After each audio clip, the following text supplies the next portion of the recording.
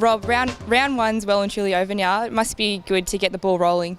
Yeah, look, the girls really love getting out and playing. Like, everyone looks forward to round one, and yeah, we're really pleased with what we put out on that game. So yeah, onwards and upwards from there. What did you say to the team after the game? Obviously, it wasn't the result you were after, but you were so happy with that result. Yeah, look, we just talked about making sure we keep looking for that consistency. Like, we certainly, for massive parts of the game, really did a fantastic job. But as I said after the game, we're probably the Giants probably won those really key moments and those really critical things, and that's something that we've got to keep learning and developing every week. And the more experience we get, and every time we go out there, we'll just get a little bit better around that stuff. There was a bit of chat before round one about the team being inexperienced and too young. Is it refreshing now to see that they've put out that performance and the conversation's kind of changed a bit?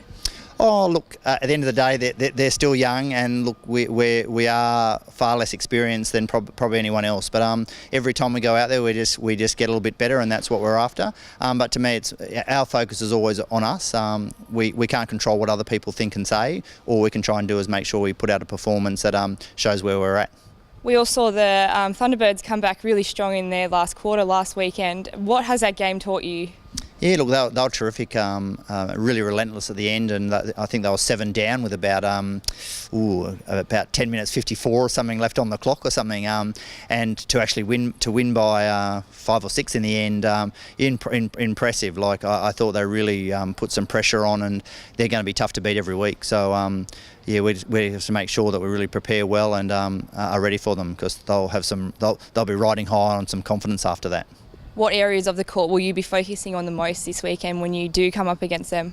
Yeah, all 3 areas. Look, we certainly need to keep improving in all those things. We know every week every team's going to get better. So a performance we put out last week, if we put out the same, probably won't be good enough. So we're just got to make sure that we continue executing our plans, and just making sure that we get better. That's what we're after.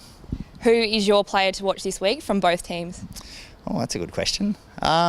Oh, look, for me, like, it will just be, again, you know, we're very much around our whole team. It's probably not an individual that we will rely on. The more we do as units and as a team, probably the better for us. And look, you know, they've got quality players across the court, so there's probably not one I'd want to identify. They're just strong. They've got some great internationals, and they've got some really super talented local players. So we've just got to make sure we prepare for whatever they put out.